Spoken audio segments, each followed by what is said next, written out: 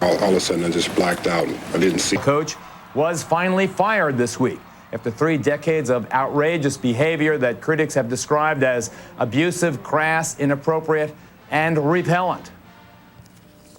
What I did with that student was simply try to teach him something about manners. And I said I'd do it tomorrow, and I'll do it the next day. He said he was being rude. Because that's the way that I've brought it up. Well, it's nice that you would say that. Because all I said was, son, I'm not, hi, Knight.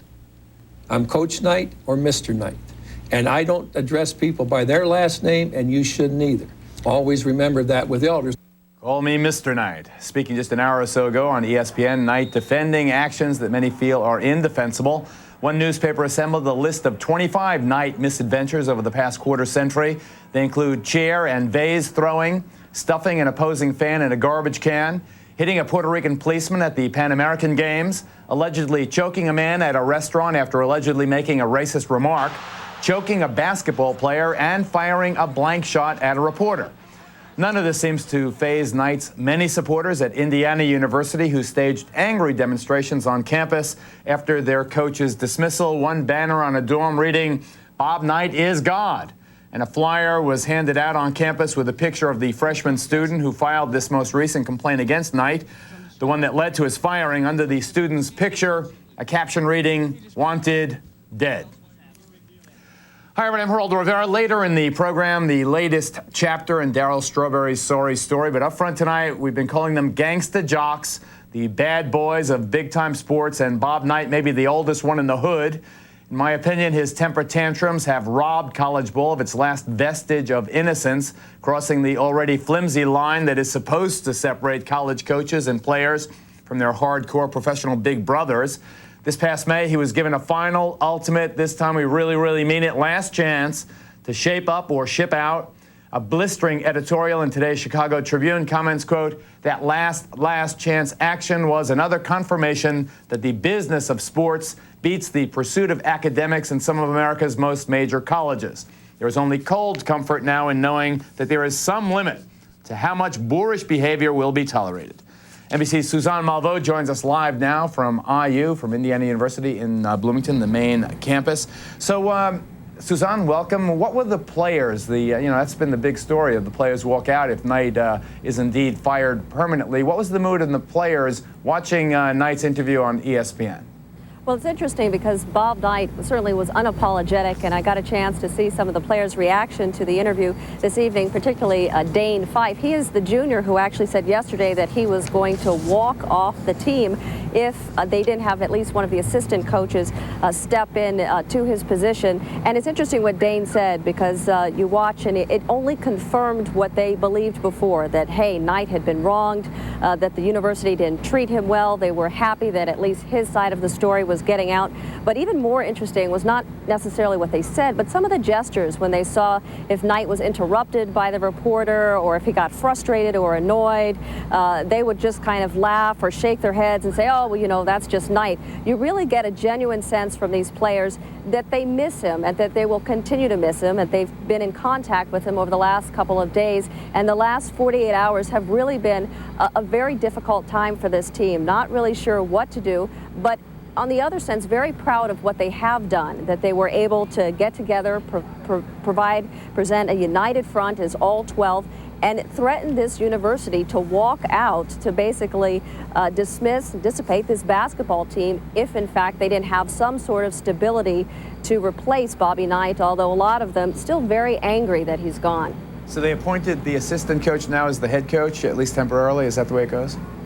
And Mike Davis is in that position as the interim coach. We talked to him earlier as well, and even he recognized what the players had done for him. He said, look, if it wasn't for what they had set out to do, and it was an ultimatum in every sense of the word, that he says, well, I'd be head coach at Miles College, and that's no disrespect to Miles College, but certainly he recognizes that he would not be in the position had it not been that these players stepped forward. And of course, it was a sad press conference as well, because they acknowledged the circumstances really weren't the kind of circumstances that they were hoping, but there is a different tone that they are going to try to rebuild this team. They're going to try to be optimistic. So they're sticking around. That's the bottom line. The bottom line is sticking around. They're going to be here. Okay. They're going to be here at least for a year. Okay. Suzanne Malveaux, thank you very much.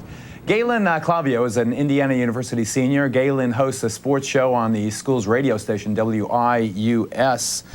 So what do you say? What are the kids saying? Galen, this a bad thing or a good thing about Bobby Knight getting fired? Well, I think the vast majority of students, Geraldo, are saying this is a bad thing. Right now, the feeling on campus is, I would say, a mix of sadness and outrage. Sadness because Bob Knight is gone. He's been fired by the university, and really there's no chance of him coming back. And I think the outrage comes in from the way that most of the students feel the administration has mishandled the firing of Bob Knight. Well, I tell you one thing, Galen Clavio sounds to me like he's going to be quite the professional broadcaster when his time comes. But let me ask you, Galen, now with your student radio station, you presumably have the pulse of the student body. Are things calming down a little bit since the weekend? Well, we saw the protests on Sunday, and I think that was kind of an outcropping of the great shock and surprise that the students felt waking up on Sunday morning and finding out that Coach Knight was being fired. You have seen that calm down a bit. Tempers are starting to be assuaded. Right now, there's this sense of regret and loss, I think, coming in.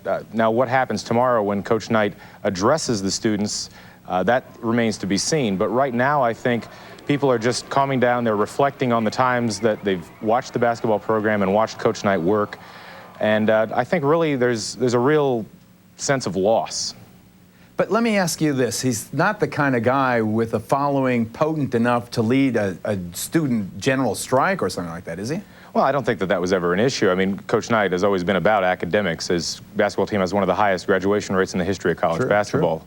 I don't think that Knight would ever want a general strike. However, what you're seeing is not so much Knight leading the charge of the students. What you're seeing is the students taking a stand and saying that the administration has really dealt with this entire situation in a very wrong way. Well, that remains to be seen. Maybe they should have acted sooner. But listen, I'm not here to debate you, Galen. We got plenty of people here to do that. Let me just say the one person we do not have is Chris Simpson. Chris is the spokesman for Indiana University. He was addressed by Bobby Knight in his ESPN interview this evening. He was booked to appear on the program, promised us they'd be here. An hour ago, Simpson canceled after seeing Knight's interview on ESPN, saying that he had nothing to add. That is a very odd decision, it seems to me. And, you know, it seems to indicate also that IU doesn't have the courage to stand up for its own policies. Anyway, John Feinstein is a top-notch sports writer. He's a commentator who once found himself on the wrong side of Bob Knight's wrath. What happened in your encounter with Coach Knight? Well, Geraldo, I've been on the wrong side of Bob Knight's wrath on a number of occasions. Oh, wow. But the instance that's You're still standing, though, John. I'm sitting, actually. But the instance that came up in the last few days in light of this incident with Kent Harvey last Thursday, when I first heard about it on Friday, it had a ring of truth for me because in 1986, when I was researching A Season on the Brink, and I spent the entire season with Bob Knight and his team, we were walking out of breakfast one morning on a road trip, and someone walking with me said, "So what are you going to do all day?" And Bob was walking a few steps ahead of me at that point, and I said to this guy, "Well, I'm going to do what I do every day. I'm just going to follow Knight around." At which point Bob whirled around and came back at me with a finger in my chest saying, you know, "How dare you call me Knight? You're almost 20 years younger than me. Show me more respect than that." There were a few profanities sprinkled in. And so when I heard that he had kind of gone off over this kid saying, "What's up, Knight?" It rang true to me because I hadn't even been speaking to Bob when he responded as viscerally as he did 14 years ago. Werner Wolf, what is it with the guy that he's got such a hair trigger? I mean, is he dysfunctional or, you know, did someone push him around when he was a kid? I mean, you can call me Geraldo. I won't go ballistic. Geraldo, I think the bottom line is Bobby Knight, his whole life, he's felt that the rules that are around do not apply to him. Different set of rules for him, rules for everybody like ourselves, everybody else. No, they don't apply to him. I thought it was interesting when he said a couple of things. Number one, he said, you know, I've had other administrators here before and I got along with them. I think what he was really saying is those other guys let him get away with the same stuff. That's why he got along with them.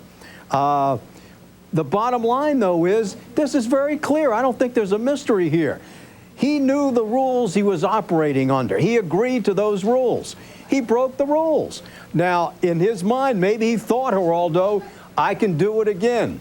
I'm bigger than these rules. Well, I say hooray for Indiana. I mean, they had us take a stand sometime. Of course, the hypocrisy of it all is, here Knight hasn't won an NCAA championship since 1987. I guarantee you, if he had been in the finals the last 5 years, he'd still be there, even with what's going on.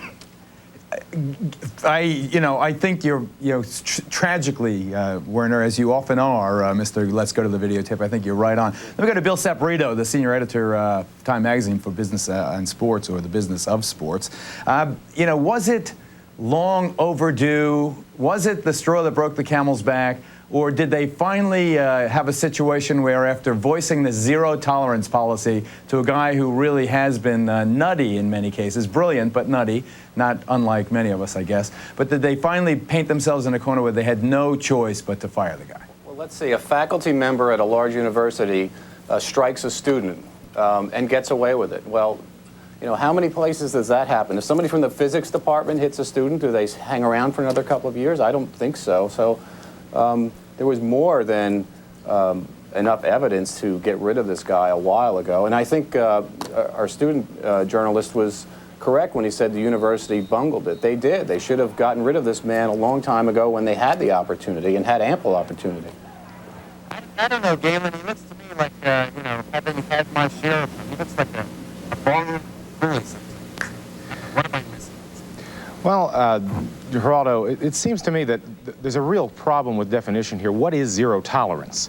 That sounds like a more complicated question you raised than the one I asked, but I will give you ample opportunity to answer it. But I've got to take a quick commercial break. You'll learn about that when you get into this. To me, Jeremy. What did it mean to you? In spite, I asked the vice president of the university as recently as last Thursday. I said, can you explain zero tolerance to me? And he looked me right in the eye and said, no, I can't. So zero tolerance to me, then, when I'm left on my own to interpret it. But President Brand said he made it very clear. He made it very clear the types of behavior that would be acceptable and those that wouldn't be acceptable. Well, is he not telling the truth? Well, he may think he did, but I have no idea what zero tolerance is. There was never anything said. What if I get a technical foul in a game? Is that zero tolerance? I should have smacked that pesky reporter. Right. Just kidding, Galen. Don't take it too seriously. But it seems to me that if zero tolerance, Galen, is murky, then you certainly know it includes grabbing a kid by the arm and putting your nose to his nose and basically picking him up in the way a bigger guy can do to a smaller guy. Well, if clearly that falls within it, doesn't it? I mean, if that had been what had happened, yes, but by all accounts, it was a fairly civil exchange. It was Knight grabbing the student by the arm and saying that, to paraphrase, you need to address me with more respect, and then the situation ended. I guess the main problem that I have with the zero tolerance policy is that zero tolerance really means that anything goes. I mean, there were comments made about that nothing goes, I guess. Or that nothing goes, exactly. And there's very little definition. And later on in the Knight interview, as I'm sure you've seen, Knight said he went in and asked the vice president of the university last Thursday what zero tolerance meant and if he could define it for him. And the vice president said he could not. Now, if top administrators at this university can't explain what zero tolerance is, then how do you expect a man who has to work under those conditions to be able to abide by them? Just before I get to Kevin Kernan, I want to ask Warner Wolf, isn't it something the way these kids are backing this man, Warner? Yeah, I don't know if it's just loyalty or it seems like the right thing to do. But again, any person that put himself in that position, you can't have double standards. That's all there is to it.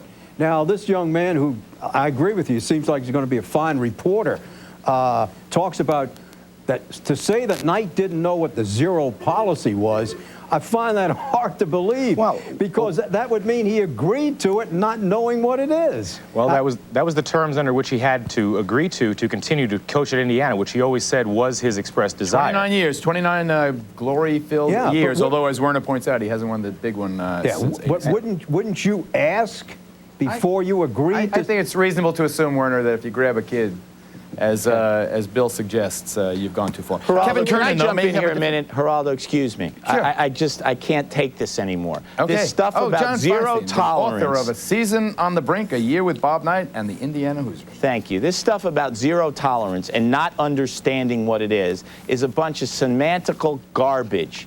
Bob Knight knew exactly what zero tolerance was. Bob Knight's one of the smartest guys I've ever met in my life. And when he put his hand on that student, that was a violation of zero tolerance. I don't care how gentle he claimed it was. I don't care if he says there was no profanity. Bob Knight is a guy who uses profanity as punctuation. Okay, he could use profanity and not even be aware that he was using it. I'm not even saying he was lying. He may honestly believe he didn't use it. But when you're Bob Knight, and you should have been fired in May, you should have resigned according to his wife and his son, and I agree with them on that, and then you turn around and say, oh, nobody ever told me what zero tolerance was. Please, Bob Knight knew exactly what zero tolerance was. He just didn't think the university would have the guts to fire him, and on that I agree with him because I didn't think they would. John, you just mentioned the incident with the student and putting his hand on the arm of the student. Now, you've watched basketball for many years. You know that tapping a kid on the butt as he's going out onto the floor, that would fall basically under the same That's one of his incidents. players. That's different. He has a relationship with his basketball players. This is a complete stranger. And if it were my kid, I'd have been very ticked off at Knight. And I would also be ticked off at my kid for addressing Knight disrespectfully. But under the circumstances that Bob Knight was in, as he himself said Friday night, I would be a moron to get into a situation like this. Well, he's right.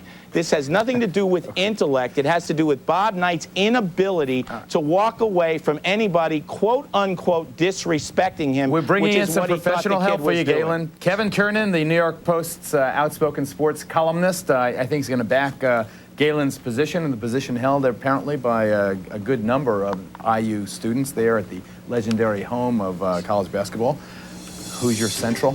Let me take a quick break, though. Knight's out, Stroh's in. When we come back, one more segment on that, and then this whole thing about hammering hate. Morris Dees, the Southern Poverty Law Center, major victory against hate mongers in Idaho. Tell you all about it. The outspoken Bobby Knight fired this week by the university after the last in a very long string of very controversial incidents. Let me formally introduce my panel of experts. First, Galen Clavio, our new favorite college journalist, very passionate and professional, we're glad to say.